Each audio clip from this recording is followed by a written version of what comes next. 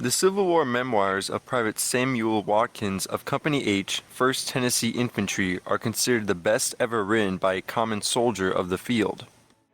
He captured the pride, misery, and glory experienced by the common soldier. Here's another story.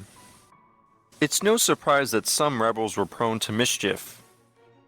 Even innocent-looking Sam got himself in a spot of trouble one day in a cornfield near Tupelo, Mississippi.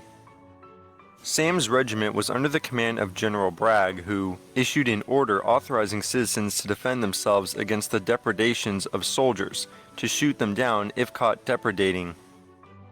But sometimes a fella can't help but do a little depredating, a fancy way of saying plundering, if he's not getting enough to eat. Sam and his buddy Brian were mighty hungry when they spied a cornfield. Corn was so good for roasting, so, naturally, in spite of the orders, you can guess what they did.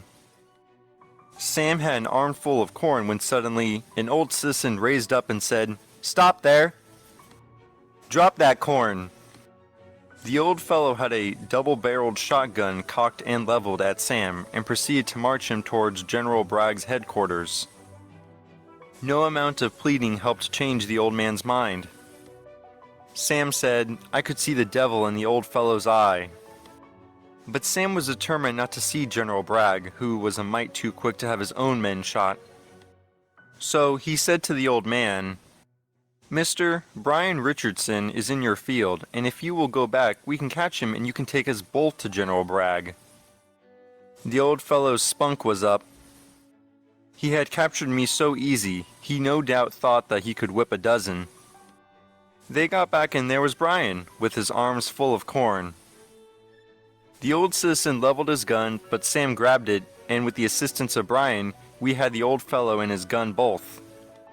Sam's future looked brighter now. We made the old fellow gather as much as he could carry, and made him carry it nearly to camp, when we dismissed him, a wiser, if not a better and richer man.